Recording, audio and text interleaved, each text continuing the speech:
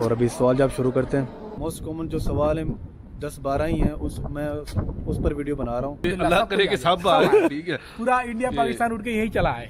10 करनी है, 12 करनी है, ठीक है, लेकिन आपको स्टैंड रहना पड़ेगा जितने घंटे ड्यूटी होगी। पाकिस्तान वालों का क्या सीन है? पाकिस्तान तो बढ़ गए। ये भी सवाल करते हैं कि भाई आप इंटरव्यू हुआ है कि नहीं हुआ। मेरे केस में ये हुआ है। छोड़ दी तो आपका 3 साल का वर्क परमिट हो, 1 साल का, इससे कोई मतलब नहीं। आपका ना मेरा कसूर है, हाँ, सारा कसूर है कि कोई एक बनता 2 नंबर वीजे पे जहाँ पे आता है ना, तो शक पूरी नेशनलिटी पे किया जाता है, पूरे नेशन पे हो जाता है। इंश्योरेंस करवाते हो, एनओसी लेटर लगाते हो, इकामा ट्रांसलेट, और जो मेन डॉक्यूमेंट्स आपके। तो एक बार जब आपका वर्क परमिट आ जाए तो उसके बाद आप अम्बेसी तो अपॉइंटमेंट बुक करिए, अपना डॉक्यूमेंट। काफी वक्त लगता है, कभी कभी 6 महीने भी लग जाएंगे, 3 महीने 4 महीने हो जाते हैं। होगा ना, आप उसको अरबी में ट्रांसलेशन कराएंगे, उसके बाद उसको आप ले जाकर चैम्बर करा दीजिए, वो चैम्बर हो जाएगा, उसमें कोई प्रॉब्लम नहीं है।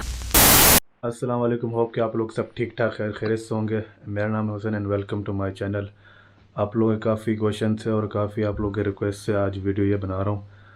और आप लोगों का काफ़ी शुक्रिया, आप लोगों ने प्यार दिखाया और आप लोगों ने काफ़ी दुआएं की मेरे लिए। अल्हम्दुलिल्लाह आपकी दुआओं का वजह से आज अल्हम्दुलिल्लाह काम पे लग गया हूँ और अपने कमरे में हूँ और सब खैरियत है अल्हम्दुलिल्लाह। तो सवालों के जवाब मैं आप लोगों के दे सकता था, लेकिन मैं यहाँ पर आया हूँ जिस प्रोसेस से, तो मेरी जर्नी अलग है। जो लोग आते हैं हर किसी की अपनी जर्नी है, तो उसके लिहाज से मैं अपने जो मैं डॉक्यूमेंट सबमिट क्या किया उसके लिए मैं अलग वीडियो बनाऊँगा। लेकिन आज की video just question answer section के लिए। तो मैंने सोचा क्यों ना अपने कुछ दोस्तों को इसमें ऐड करके उनसे सवाल जवाब करूं, क्योंकि मैं अभी नया आया हूं और वो मुझसे 3-4 महीने पुराने सीनियर हैं, तो उनसे मैं पूछ लेता हूं, उनको बीच में लेके आकर उनसे सवाल जवाब करता हूं। भाई ये जो कॉमन क्वेश्चन, ज़्यादातर जो लोग कॉमन क्वेश्चन पूछ रहे हैं कि यहाँ पर कैसे आएँ, documents, agency type, bank statement, और जो काफ़ी लोग यही सवाल कर रहे हैं कॉमन।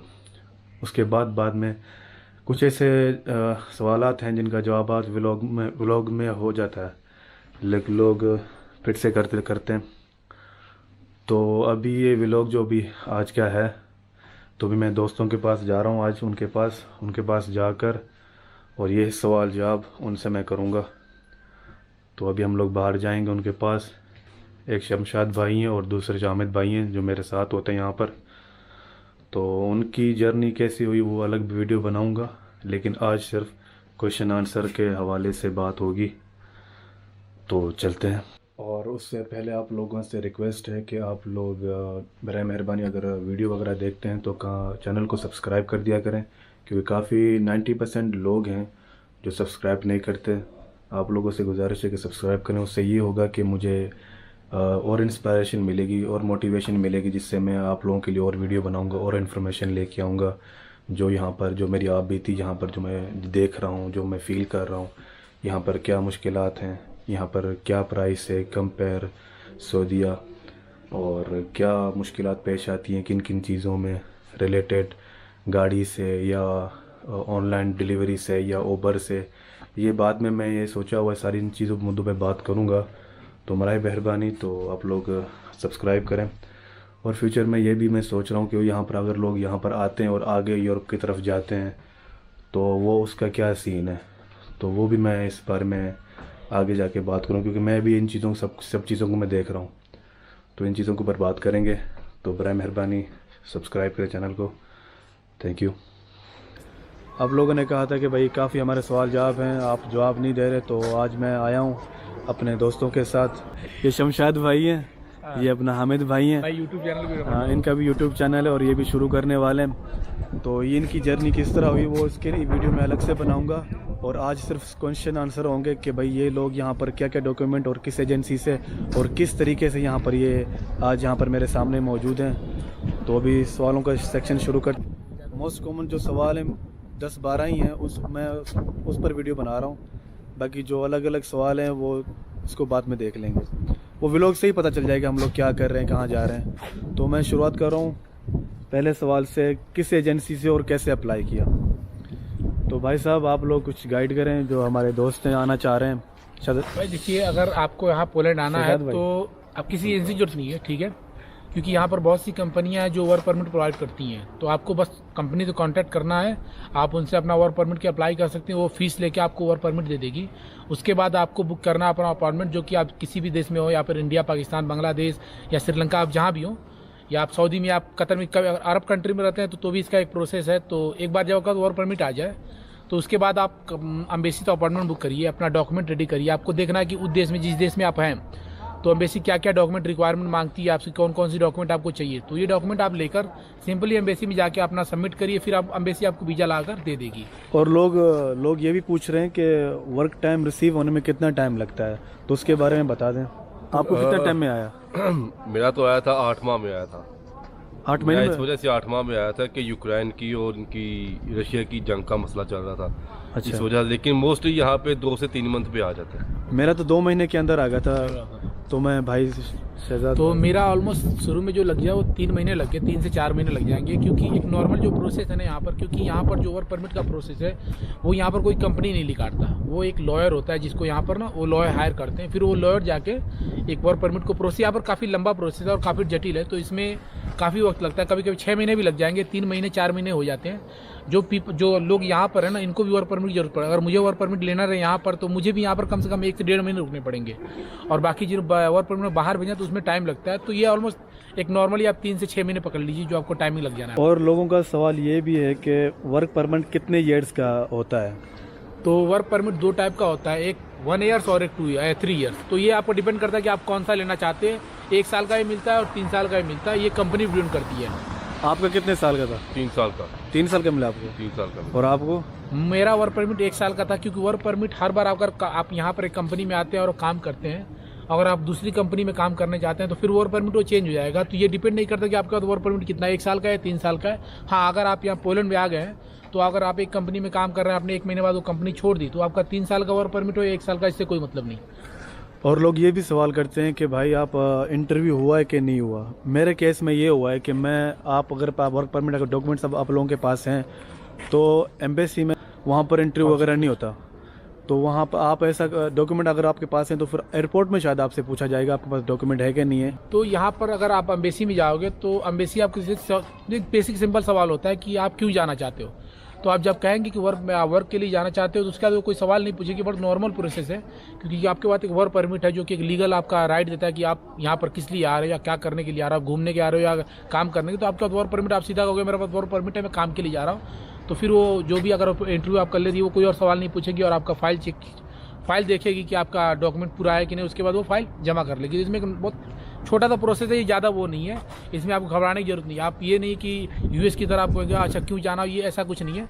एक नॉर्मल सवाल होता है कि आप क्यों जा रहे हो, तो आपको बस इतना कहना है काम। ये जस्ट एयरपोर्ट में होता है ना? ये डिपेंड करता है कि आप किस एयरपोर्ट से आ रहे हो, क्योंकि ना अब बहुत से एयरपोर्ट है, जैसे कि अगर आप दुबई एयरपोर्ट से अगर आप डायरेक्ट आ जाओ तो मुश्किल नहीं। आप जिस एयरपोर्ट से अगर आप इंडिया में हो तो आप दिल्ली एयरपोर्ट से भी आ जाओगे तो कोई सवाल जवाब नहीं होंगे। लेकिन आप अगर कनेक्टिंग फ्लाइट लेते हो और किसी और कंट्री के थ्रू आते हो, तो वहाँ पर जो बंदा होगा वो उसके मूड पे होगा कि वो आपको क्या करता है। ये एक तरह का ना रेसिज्म के तौर पे होता है। बाकी आप, क्योंकि आप जब यहाँ पर आपके पास वीज़ा है, आप लीगली वीज़ा लेकर आप किसी देश में एंट्री कर रहे हो, तो ये मुझे नहीं लगता एयरलाइंस वाले पूछेंगे भाई क्यों जा रहे हो, क्यों नहीं जा रहे हो, क्योंकि आपके पास एक वैलिड वीज़ा है, आपके पास रीजन है। मेरे पास वर्क परमिट है। मेरा खुद का जो एक्सपीरियंस ये था कि जब मैं वीज़ा लेकर आया था तो मेरा कनेक्टिंग फ़्लाइट दुबई से थी, तो मैं दिल्ली से दुबई आया, और दुबई आने के बाद जो दुबई मैंने फेस किया वो एक तरह का रेसिज्म था। तो वो ये अमीरात वालों को समझना चाहिए कि यहाँ हम ऐसे नहीं आए कि भाई चाहिए डंकी मार के चले आए। हमारे पास वैलिड वीज़ा है, हमारे पास वर्क परमिट है, हम ये काम करने जा रहे हैं। तो ये आपका सवाल बनता ही नहीं कि क्यों जा रहे हो, कैसे जा रहे हो, कैसे मिला। या तो चोरी करके आए, या तो एम्बेसी हमने गया और वीज़ा मांग लिया, ऐसा भी नहीं है। तो ये अमीरात वाले का मेरे केस में भी यही हुआ है कि जब लाइन लगी हुई थी ना, तो मुझे कहा गया भाई आप साइड पे खड़े हो जाओ। ये मैं बता रहा हूँ ना, मैं जिस दिन उतना गुस्सा आया उस आदमी पे, क्योंकि मैं दुबई एयरपोर्ट पे था और उस बंदे को ये नहीं पता कि मेरे पास वैलिड वीज़ा है, मेरे पास वर्क परमिट है, मेरे पास कॉन्ट्रैक्ट लेटर है, यहाँ तक कि मेरे पास यहाँ रहने का अकोमोडेशन का भी लेटर है कि भाई मेरे पास ये सब कुछ है। फिर भी वो बंदा मुझे वो एक तरह से वो ना दबाया जा रहा था कि क्यों जा रहे हो, कैसे जा रहे हो। ऐसा लग रहा है कि मैंने चोरी की है और मैं चोरी से अपना वीज़ा लाकर जा रहा हूं। देसी लोगों को ये रोकते हैं कि भाई किस आपने वीज़ा कैसे लगा, वो वीज़ा ऐसे उठा के देखते हैं। एक तरह का रेसिज्म है, ये बहुत खास। एक लाइन ऐड करना चाहूँगा, इसमें ना आपका कसूर है, ना आपका, ना मेरा कसूर है। सारा कसूर है कि कोई एक बंदा 2 नंबर वीज़े पे जहाँ पे आता है ना, तो शक पूरी नेशनलिटी पे किया जाता है, पूरे नेशन पे हो जाता है। एक बंदा पकड़ा जाता है, वो कहता है ये भी ऐसा ही होगा। ठीक है। लेकिन मैं जब आया था तो मेरा स्मूथली काम हुआ था, लेकिन एक मिस्टेक ये हुई थी कि मैंने एशियन एयरलाइन की वाया ग्रीस की टिकट करवाई थी, लेकिन सऊदी एयरपोर्ट वालों ने मुझे नहीं जाने दिया। फिर मैंने दूसरी टिकट ली वाया दुबई, वहाँ से मैं आया। दुबई में मुझे रोका, कैसे वीज़ा लगवाया, किस एम्बेसी से लगवाया, ये उन्होंने मेरे वर्क परमिट चेक किया, 5 मिनट के अंदर मुझे क्लियर करके भेज दिया। यहाँ पे आया, यहाँ पे भी उन्होंने मेरे से पूछा कि किस काम पे लेके आए हो।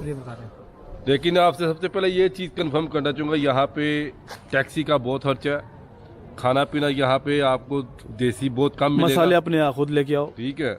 अपने जो बेसिक चीज़ें हैं आपकी, जो बर्तन यूज़ करने वाली, और ख़ास तौर पर लोटा लाजमी लेके आओ, लोटा लाजमी लेके आओ। यहाँ पे टिश्यू यूज़ करते हैं लोग, ठीक है। लेकिन यहाँ पे सिर्फ मेन एरिया में वर्सवा में मस्जिद है और दूसरे एरिया में मस्जिदें नहीं है, ठीक है। बड़े सिटीज़ में है बस, लेकिन छोटे तो। आप क्या कहना चाह रहे हैं इस बारे में? तो मैं सिंपल है, अगर आप यहाँ आ रहे हो तो आप अपने लिए बेसिक जो आप, अगर आप कहीं भी अगर कमाने जाते हो, आप सऊदी भी जाते हो या कहीं भी अरब कंट्री में जा रहे हो, दुबई जा रहे हो या कतर जा रहे हो, तो आप यहाँ बेसिक सामान लेके जाते हो, आप उतना लेकर आओ, ठीक है। बाकी कंट्री अच्छी है, लोग अच्छे हैं, आप आओगे कोई प्रॉब्लम नहीं होगा। यहाँ की जो हमने एयरपोर्ट इमिग्रेशन फेस किया था वो एकदम स्मूथ था, हमें कुछ नहीं गए, हम सीधा अपने गए, हमने अपनी फाइल दी उनको, उन्होंने पूछा कि क्यों आया, तो मैंने सीधा अपना वर्क परमिट उनको पकड़ा दिया और बाकी जो डॉक्यूमेंट उनको दे दिया। 10 मिनट उन्होंने डॉक्यूमेंट चेक किया और क्लियर कर दिए। अपॉइंटमेंट टाइम अब आजकल सऊदी में लेट हो रहा है, उसकी क्या वजह है? ये इस समय क्योंकि बल्क में लोग आ रहे हैं, बहुत सारे लोग इकट्ठा अप्लाई कर रहे हैं, तो इसकी वजह से काफ़ी वहाँ पर। आपका कितने टाइम में आया था? मेरा ऑलमोस्ट 2 महीना लग गया था हम अप्लाई, क्योंकि सऊदी का जो नियम है वो लकी ड्रा का है, यहाँ पर ड्रा सिस्टम है। हाँ, तो ये आप जब आप अप्लाई को फार्म पर जमा करते हो तो एक लकी ड्रा से निकलता है, वो आपका नसीब है कि आप कब तक मिलेगा। तो ये नहीं किया कि किसी का 1 दिन में आ जाए, किसी के 1 महीने में आ जाए। अपॉइंटमेंट मिल जाती है, ये नहीं कि नहीं मिलती। मेरी भी 2 माह बाद आई थी। ये जो लोग कहते हैं ना कि हम डन बेस पे आपको अपॉइंटमेंट लेके देंगे या ये कर देंगे वो कर देंगे, ऐसा कोई चक्कर नहीं है। इसके VFS के थ्रू सऊदीया में, दुबई में VFS का कोई ऑफिस नहीं है, पोलैंड एम्बेसी का।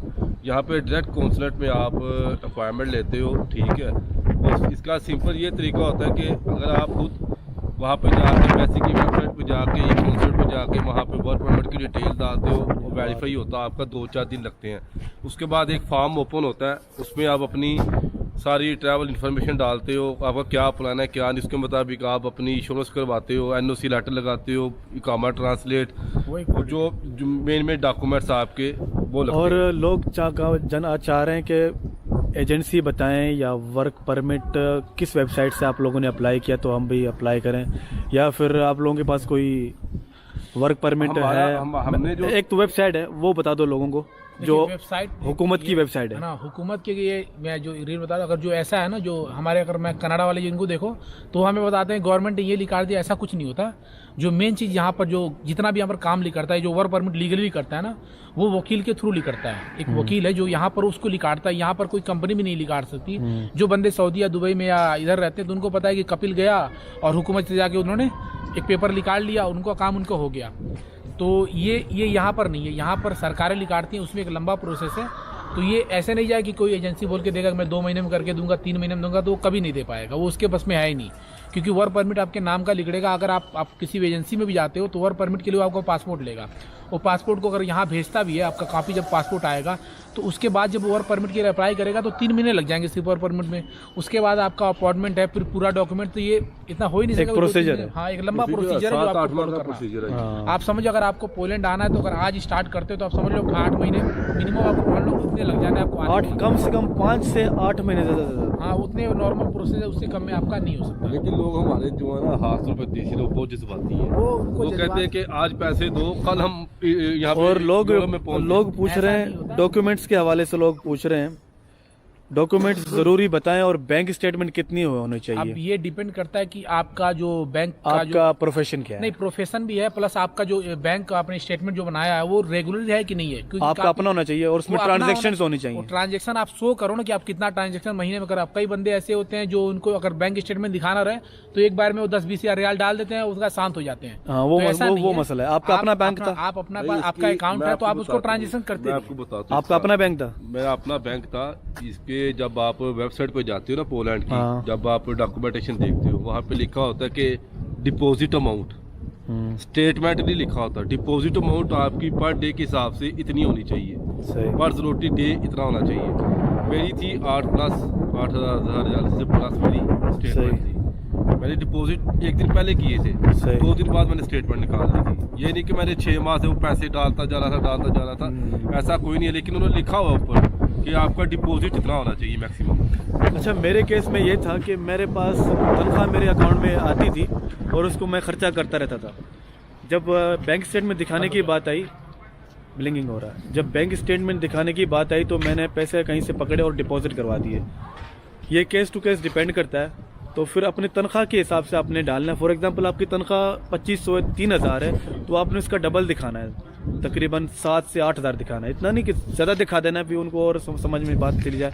मेरे तकरीबन 3000 तनख्वाह है, फॉर एग्जांपल मैंने 7000 दिखाया था तो मेरा हो गया था इस तरह। तो ये बैंक स्टेटमेंट का ये सीन है।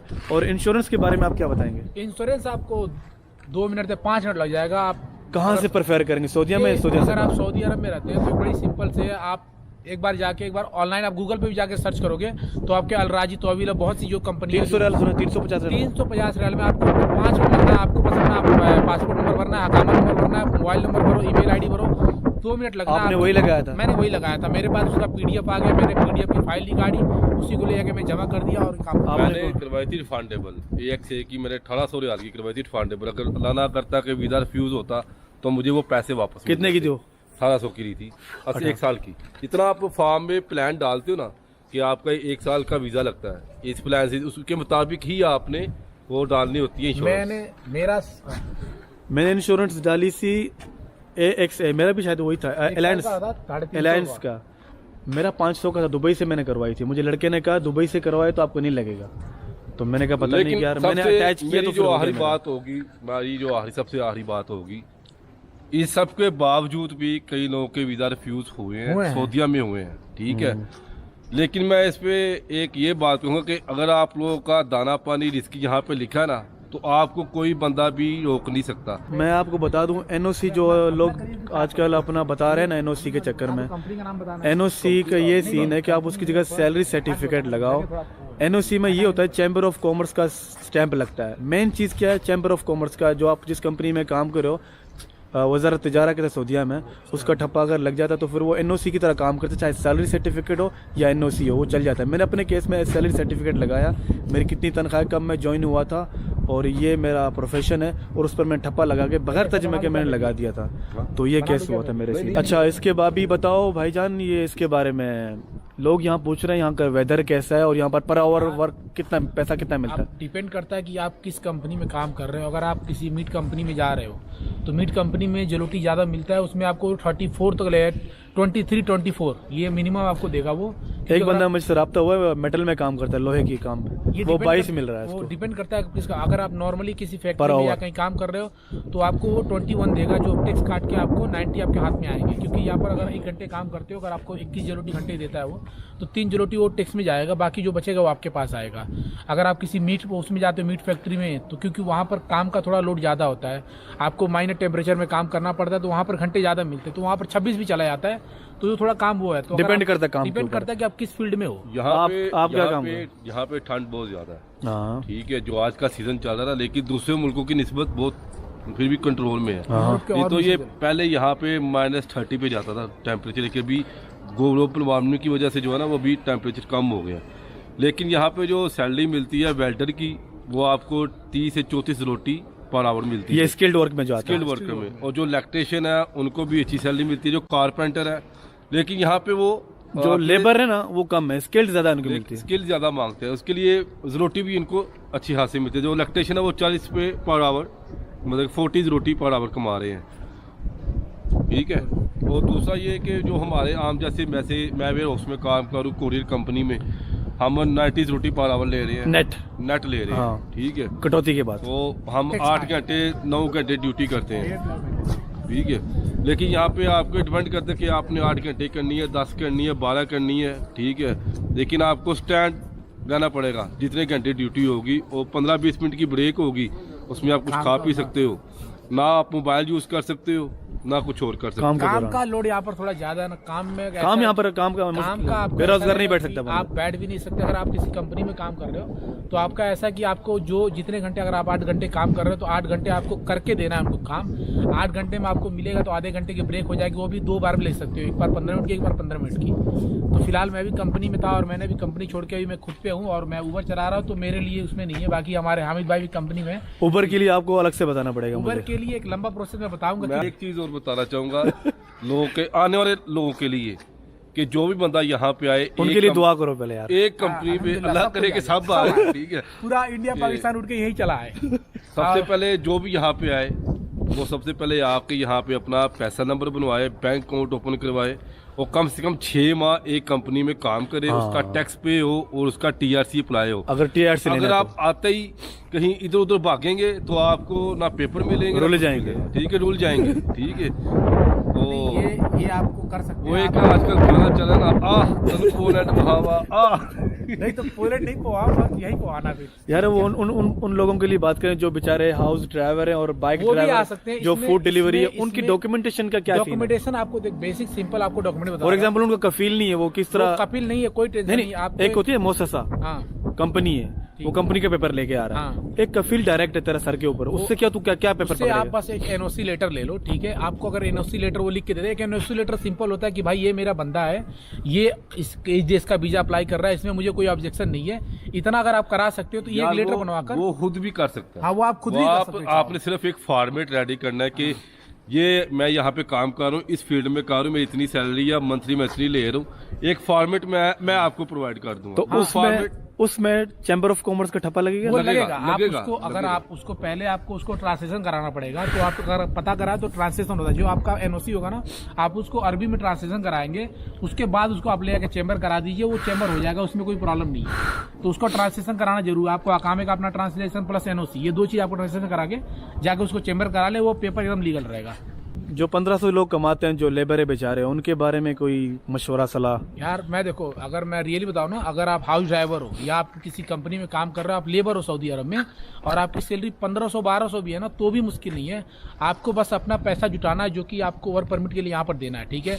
आप उसी सैलरी के बेस पे भी यहाँ पर आ सकते हो, उसमें कोई मुश्किल नहीं। अगर आप 1500 कमा रहे हो ना, तो यहाँ पर आके आप 4-5 हज़ार महीने कमा लोगे। आप कुछ नहीं करना, जो आप कंपनी में कर रहे हो लेबर की, तो यहाँ पर लेबर करके आप 4-5 हज़ार कमा सकते हो महीने का, उसमें भी कोई प्रॉब्लम नहीं है। हाँ, बस ये है कि आपको अपना पेपर खुद करना। अगर आप हाउस ड्राइवर हो, हाउस ड्राइवर हो, तो आपका कपिल आपको कभी वो पेपर नहीं देगा। तो आपको NOC चाहिए, प्लस आपका जो बैंक स्टेटमेंट है वो आप बना लीजिए। आपने ये समझिए कि 8 महीने आपको या 1 साल आपको अपने घर पे पैसे नहीं भेजने, आपको पैसे इकट्ठे करके अपने बैंक अकाउंट में डालकर एक स्टेटमेंट तैयार करना है। प्लस जो आपका मेन चीज है, आपको यहाँ पर वर्क परमिट लेना पड़ेगा। तो ये मेन चीज है। ये तो सऊदीया की बात होगी। आप इंडिया वालों को क्या बोलना चाहिए? इंडिया से मुझे मैसेज आ रहे हैं, वो बोलते हैं भाई अपॉइंटमेंट नहीं आ रहा, वर्क परमिट कहाँ से लिया, किस तरह प्रोसीजर है? इंडिया का सिस्टम अलग है। अब इंडिया प्रॉब्लम, इसमें बहुत सारे एजेंट हैं जो ये कह रहे हैं कि हम इतने दिन में करा के देंगे, ये करा के देंगे, तो वो कराएंगे, लेकिन वो आपको फिर लूट लेंगे। और इंडिया प्रॉब्लम है कि आप इंडिया करा रहते हैं तो आपके लिए VSF है, जो कि अपॉइंटमेंट निकालता है। VFS, हाँ। तो अगर आप इंडिया में हैं तो वहाँ पर VFS है, ठीक है। वहाँ पर जाके आप अपॉइंटमेंट VFS बुक करेंगे, क्योंकि आप डायरेक्ट एम्बेसी में नहीं जा सकते। तो वहाँ पर जाके अपने फाइल जमा करिए, जो भी डॉक्यूमेंट अगर आप पढ़ेंगे VFS में क्या क्या लिखा है, तो वो डॉक्यूमेंट रिक्वायरमेंट जो होगी वो आप उसको देख के जमा करिए VFS में, और वहाँ से आप अपना वीजा हासिल करते हैं, कोई मुश्किल नहीं। तो पाकिस्तान वालों का क्या सीन है? पाकिस्तान तो बढ़ गए, प्रॉब्लम तो बढ़ गया उनका। पाकिस्तान में ये है कि वहाँ पे अपॉइंटमेंट बहुत लेट आती है, मिल जाती है लेकिन बहुत लेट, यानी 100 में से दो तीन लोगों का काम होता है। लेकिन इनका कुछ नहीं उड़ा, ये यहीं पर है। देखो 2 बंदे, भाई इनको सलाह दिए दो कि भाई आप मिडिल ईस्ट में होते हुए आए। मैं बताता हूँ, पाकिस्तान से वीजा लगता है, पाकिस्तान से वीजा लगेगा, लेकिन कोई वेंडर हो, कोई स्किल्ड वेंडर हो, ट्रक ड्राइवर हो और इलेक्ट्रिशियन हो, ये इनके पास सर्टिफिकेट हो। इनके डराने मत जाना। यहाँ 2 बंदे पाकिस्तान थे, मैं अकेला इंडियन हूँ, हम लोग 3 हैं, तीनों सऊदी से आए हैं, लेकिन आएंगे बंदे, कोई भी आ जाएगा, वो कुछ नहीं। मेरी तो यही सलाह है, अगर आप लोग मिडिल ईस्ट से आ रहे हो तो वो आप लोग के लिए बहुत बेहतर है। बदल में आप पाकिस्तान से ट्राई करोगे, क्योंकि वहाँ पर चांसेस हैं, लेकिन बहुत कम चांस है। सऊदीया गल्फ कंट्री से 95 to 90% चांस है, लेकिन बहुत चांस बढ़ भी जाते हैं, चांसेस बढ़ जाते हैं। इंडिया में भी ज्यादा है, पाकिस्तान से निस्बत ज्यादा है इंडिया में, लेकिन पाकिस्तान से बहुत कम है। और लोग यही प्रेफर करते हैं कि आप लोग जाएं मिडिल ईस्ट में कहीं सऊदी या कतर में अक्सर ज्यादा लग रहे हैं आजकल। कतर में नहीं, कतर में आपको कतर में नहीं लग रहा? कतर में ब्लॉक करूंगा, क्योंकि कतर में सबसे ज्यादा जो प्रॉब्लम है ना वो अपॉइंटमेंट नहीं मिल रहा है। अपॉइंटमेंट नहीं मिल रहा। आपको हाँ वर्क परमिट और कतर में मिल भी जाएगा अगर आप किसी वर्क, लेकिन आपको अपॉइंटमेंट नहीं, क्योंकि मैं अभी कितने बंदे मुझे कतर से मैसेज कर रहे हैं अभी कि भाई सऊदी से भी मैसेज आ रहा है। हाँ ना, क्योंकि वहाँ पर भी लोड बढ़ गया ना यार, पहले लोड नहीं था, हम जब आए तो उतना लोड नहीं था। कुवैत में आपका कुवैत का मैं अभी प्रॉब्लम उतना 100%, लेकिन वहाँ भी काम है। जो प्रॉब्लम चल रहा है वो दुबई और कतर में, दुबई में भी क्योंकि लोड काफी बढ़ गया, क्योंकि ओमान से बंदे दुबई आ रहे हैं, क्योंकि ओमान में कोई एम्बेसी नहीं है, ओमान में पोलैंड की एम्बेसी नहीं है, वहां से बंदे दुबई आते हैं, सऊदी आते हैं एम्बेसी के लिए।